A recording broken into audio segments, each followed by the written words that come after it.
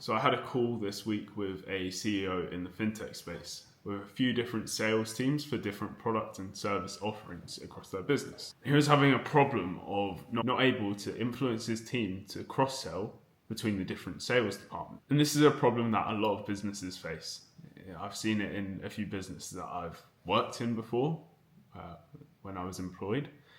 And then I've seen it in a lot of our clients' businesses. And I always see slightly different approaches and different strategies when I initially go into businesses and the feeling of these different strategies tends to result in one thing, that thing being that it's a lot of one-way traffic. There tends to be one team that can cross-sell and then they do cross-sell.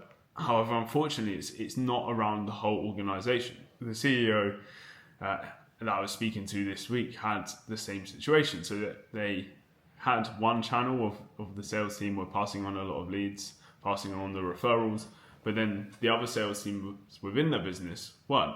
Sometimes CEOs would take the approach of saying, okay, that's fine, we're getting a lot of traffic from internal teams cross-selling for this part of the business, and also they're doing well themselves.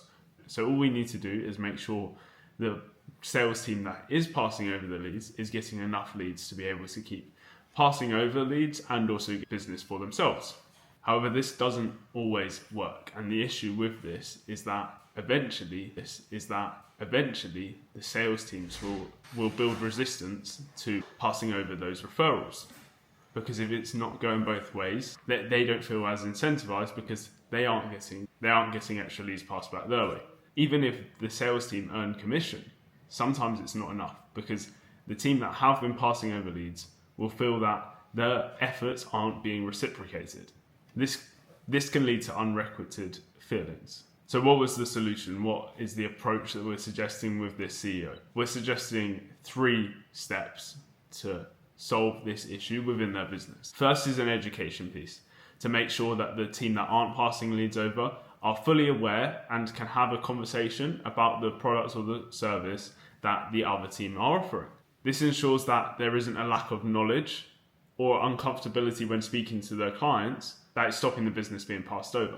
2 is taking one salesperson from the team that isn't passing leads over and partnering them up with someone on the other team to work closely alongside our support across the next 4 weeks to see how much business we can actually drum up on a one-to-one basis, all through the referrals. This is to set an example to the other team, not only that it's possible, but also how much money the salesperson can make from passing this business over. And the third approach is gamification. So as salespeople, there's competitiveness. People obviously like to make money in the sales field, but most importantly, it's the competition. Lots of salespeople will be the ex-athletes that never made it into sport. People inherently like to compete. So they're able to have their name up in lights, but also it could be a topical or humorous reward, a prize for being at the top each month or each 3 months. It could be something as a direct incentive. It could be a lunch club, for example, but taking it away just from pure money and having an experience, something that they can attach the feeling of doing well to a certain object or experience. I've seen businesses before have a shield, so where the names go onto the shield. I've seen the lunch clubs, seen early finishes. Not a fan of early finishes because most of the salespeople that I've worked with in the past don't take them because they want to make extra money. But something like that really helps.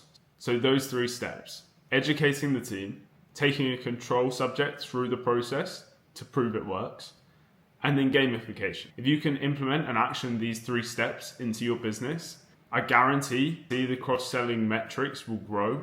And let me know in the comments if you'd like to see some deeper dives into the steps that I spoke about and how they can be implemented into different businesses.